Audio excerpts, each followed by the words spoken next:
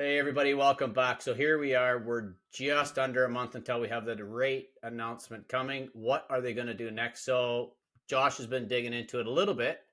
Josh, give us an idea of what you think is going to happen here in this next month. For sure. Thank you, Jay. The next rate announcement is on September 17th. So we're about 27 days or so away from that happening.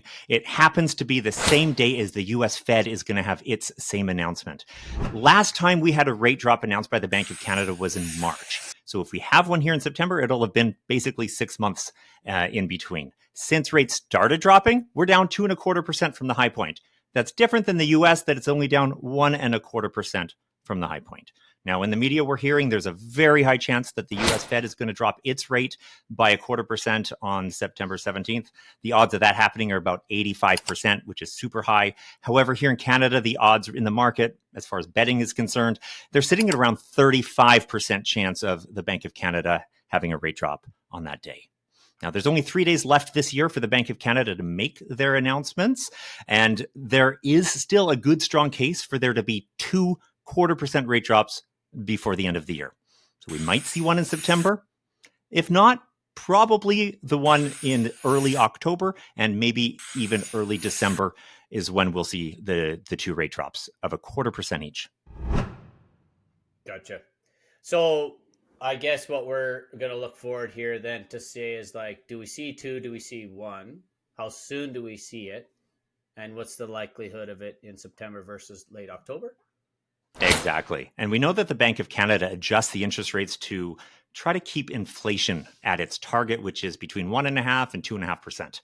Right now, the inflation for regular CPI inflation is under 2%. It came in for July at 1.7, which is a bit lower than the expectation of 1.8. But there's this other CPI called Trim, which takes out the edge 40% of cases. And if you're only taking that middle 60% of the prices of things, that inflation is actually closer to 3%. So that is still some cause for concern.